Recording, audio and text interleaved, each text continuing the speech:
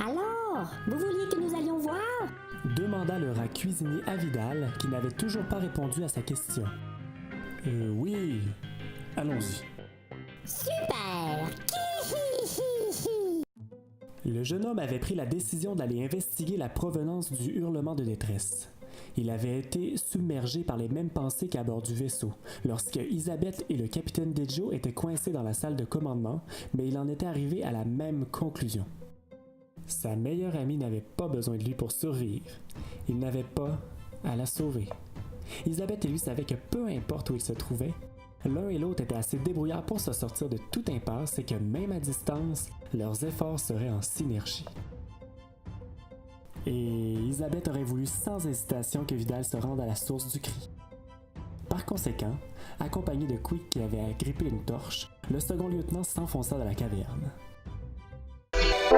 Nouveau personnage. Quick. Âge. Inconnu. Yeux. Rouge. Cheveux. Gris-blanc. Histoire. Quick est une souris sur deux pattes qui a longtemps cherché sa place dans ce monde. Autrefois, le rat cuisinier avait tenté de s'intégrer auprès des humains, mais les habitants de Hartburg avaient été effrayés parce qu'ils ne comprenaient pas l'origine d'une telle monstruosité.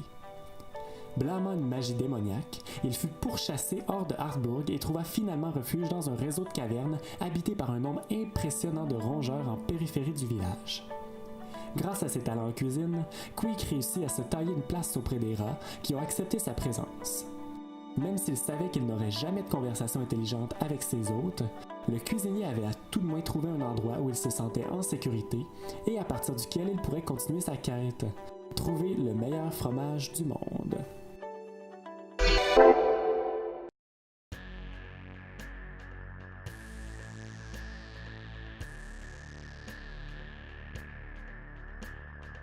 Quick ouvrait le chemin à travers les dédales de la caverne.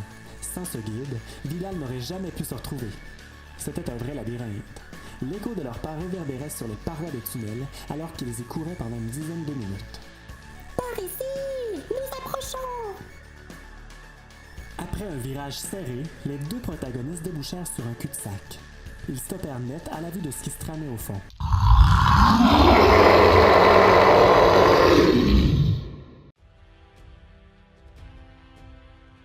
Assailli par une vingtaine de rats, une créature quadrupède se débattait avec l'énergie du désespoir. À travers sa fourrure grise, des blessures causées par les rats suintaient. Lorsqu'elle grognait, son museau dévoilait des dents acérées. D'un coup de sa longue queue, elle repoussa 3 rats qui s'approchaient d'elle. « Quick !» s'exclama Vidal. « Tu peux faire quelque chose pour les arrêter? » Non! Contrairement à ce que vous pensez, je ne suis pas le maître de ces rats. Ils sont leurs propres maîtres. Faites ce que vous avez à faire. Et dites-vous qu'à chaque fois que vous en tuez un, il y en a 3 qui naissent ailleurs dans cette caverne. Vidal ne se le ferait pas dire 2 fois. Il dégaina sa nouvelle lame et attaqua les rongeurs sans tarder. Pendant qu'il en tranchait 3, qui étaient en retrait, il remarqua que la bête en avait déchiqueté un dans sa mâchoire.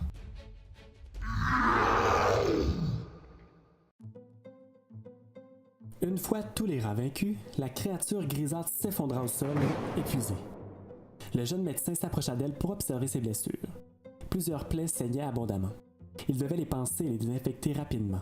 « Rapportons-la chez toi pour la traiter », proposa-t-il à Quick. Vidal s'apprêtait à soulever la créature lorsqu'elle ouvrit ses yeux et sauta violemment sur le jeune homme. Il tomba à la renverse sous son attaque. Elle rugit et tenta d'engloutir dans sa gueule la tête du médecin, mais il réussit à placer ses mains sur sa mâchoire juste à temps. Ah! Le second lieutenant forçait de tous ses muscles pour retenir la puissante créature de refermer ses canines sur lui. Réalisant qu'il ne gagnerait pas dans la force brute, il se mit à chercher une autre voie de sortie quand Quick se fit entendre. Voilà! J'ai trouvé! Le petit cuisinier sortit de ses poches un biscuit. Profitant de la bouche ouverte de la créature, il engouffra le dessert au fond de son gosier. Qu'est-ce que c'est censé faire? La neutraliser! Il y a dans ce biscuit un puissant sédatif. D'ici quelques minutes, elle sera KO. Quelques minutes? S'inquiéta Vidal. Oh, je vois! Utilisons la deuxième méthode dans ce cas. Saisissant son poêlon, Quick asséna un coup derrière la tête de la créature qui s'effondra sur Vidal sans connaissance. Celui-ci s'extirpa du corps inerte en soupirant. « Merci », glissa-t-il à son nouveau coéquipier. Mon plaisir! Allez hop! Plus de temps à perdre! Vidal souleva péniblement la créature et la plaça sur ses épaules. Quick ouvrit la marche et les deux remontèrent le labyrinthe en sens inverse.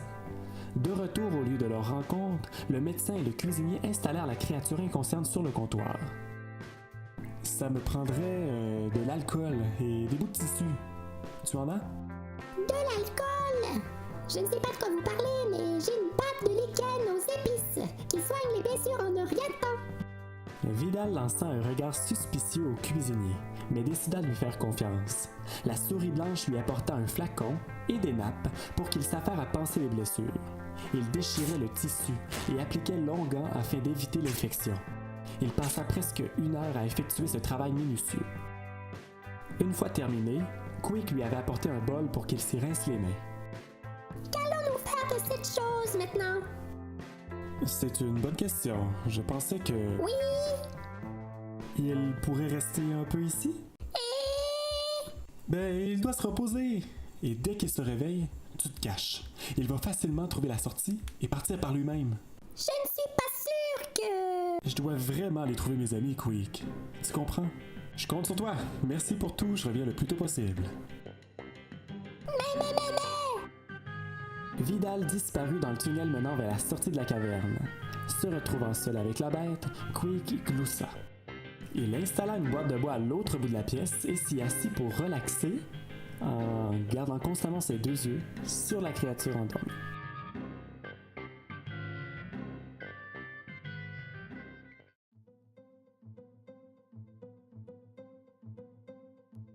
L'éclaireur courait dans les bois en direction d'où la fumée noire se trouvait la veille. Il se rappelait très bien de la manière dont elle se dessinait dans le ciel. Or, probablement en raison de la pluie qui avait sévi toute la nuit, la boucane brillait par son absence. Le soleil était bien levé sur la forêt humide. Vidal avait un peu perdu la notion du temps, mais cela faisait au moins 1 heure qu'il déambulait à travers les arbres feuillus, évitant tour à tour des souches et des racines. Alors qu'il commençait à s'essouffler de tout ce cardio, le bois déboucha finalement sur une plaine.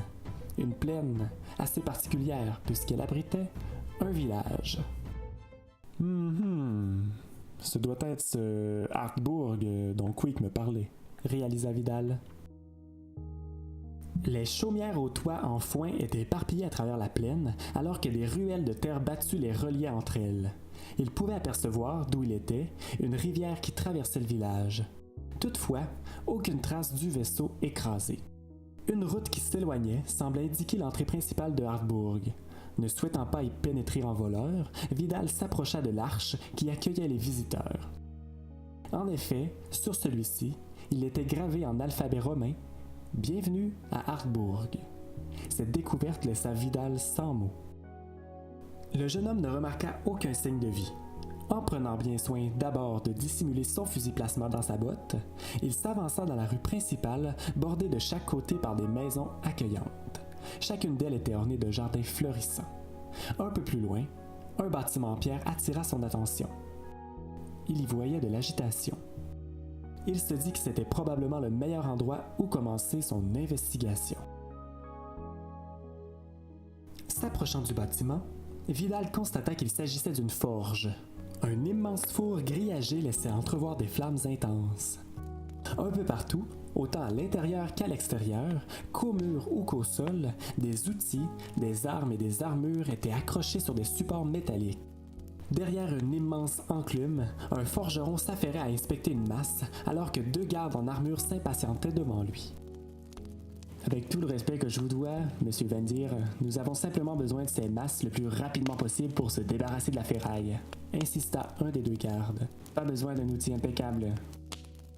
Je comprends tout cela, mais je n'ai jamais, au grand jamais, offert un outil qui n'était pas à point. C'est contre ma politique. Politique ou non, c'est Dame de Prime Versée qui les demande le plus rapidement possible, ajouta l'autre garde. L'avez-vous déjà vu en colère? Plus souvent que de bonne humeur. Se moqua le forgeron. À ces paroles, l'homme barbu aux cheveux blonds mi-longs remarqua la présence de Vidal, qu'il pointa du doigt aux deux gardes. Ceux-ci s'approchèrent d'un air interrogatif. Bienvenue à Hartbourg. Vous cherchez quelque chose? Demanda la femme. En fait, je suis un vagabond. Je me promenais dans les bois quand j'ai aperçu un étrange objet en provenance du ciel et qui se serait écrasé dans la région. Vous savez de quoi je parle? Malheureusement, oui. Que voulez-vous dire?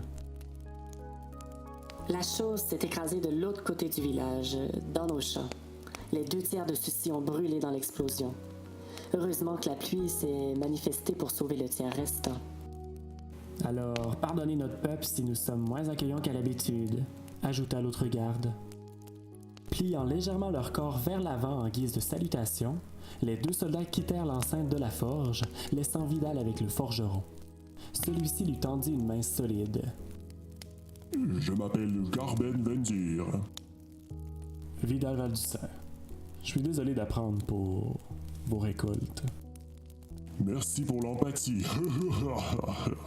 Si tu cherches une armure ou une arme, je suis ton seul espoir dans tout le village. Autrement, si tu veux un endroit où dormir, mon logis est ton logis. J'ai une chambre d'amis qui est vide et la taverne du coin peut être bien bruyante par moments. Wow, c'est très chaleureux de votre part. Je vais aller voir les champs par curiosité et je reviendrai peut-être. Pas de problème. Je ne serai pas bien loin. J'ai encore au moins 5 masses à forger pour l'après-midi. Oh. Vidal salua le forgeron et s'empressa de filer à travers le village. Il bouillonnait de l'intérieur. Il devait voir de ses yeux l'ampleur des dégâts. Il devait voir ce qui restait du vaisseau. Montant des escaliers de pierre, il aperçut finalement la scène qu'il redoutait. Au centre d'un champ de blé et de légumes, maintenant calciné, trônait ce qui restait du vaisseau des éclaireurs. Il reconnaissait à peine les réacteurs du véhicule qui l'avait transporté pendant si longtemps à travers les galaxies. Le second lieutenant avait l'impression d'avoir une boule dans la gorge.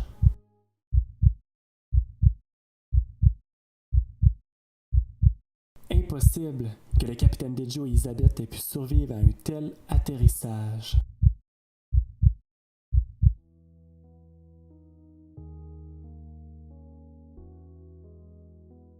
Une femme d'une carrure impressionnante, aux cheveux courts, blonds et au regard sévère s'approcha de lui. Elle portait une armure lourde et un bouclier imposant qui amplifiait sa prestance.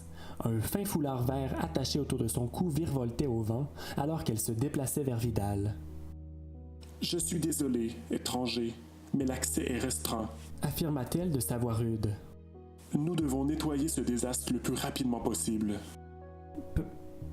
Pardon, balbutia le jeune homme. « Avez-vous trouvé quelque chose dans les décombres? »« Ce n'est pas de vos affaires.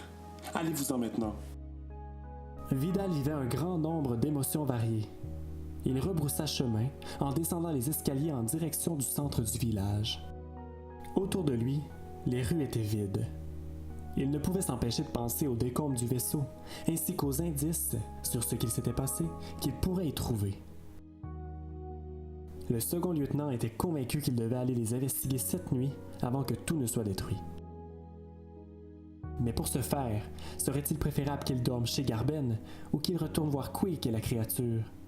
D'une part, Vidal trouvait la sympathie du forgeron un peu douteuse, mais il ferait bien d'avoir un allié à Hartbourg. D'autre part, il avait promis à Quick de retourner le voir prochainement. C'était le 2e épisode de la saison 1 de Terre Zéro. Je vous invite à aller voter pour déterminer la décision de Vidal. Le lien se trouve en bas dans la description et les votes se terminent samedi matin. Avant d'aller investiguer le site de l'écrasement durant la nuit, est-ce que Vidal choisira de dormir à la forge de Garben ou il retourna auprès de Quick afin de s'assurer que tout se passe bien avec la créature? La décision vous appartient. Le prochain épisode sera diffusé le mardi 2 juillet à 19h, fait que soyez au rendez-vous parce que vous serez encore appelés à faire des choix qui influenceront l'histoire. Pour être sûr de rien manquer, likez la page Venn sur Facebook et abonnez-vous au Instagram et à la chaîne YouTube du même nom. Merci!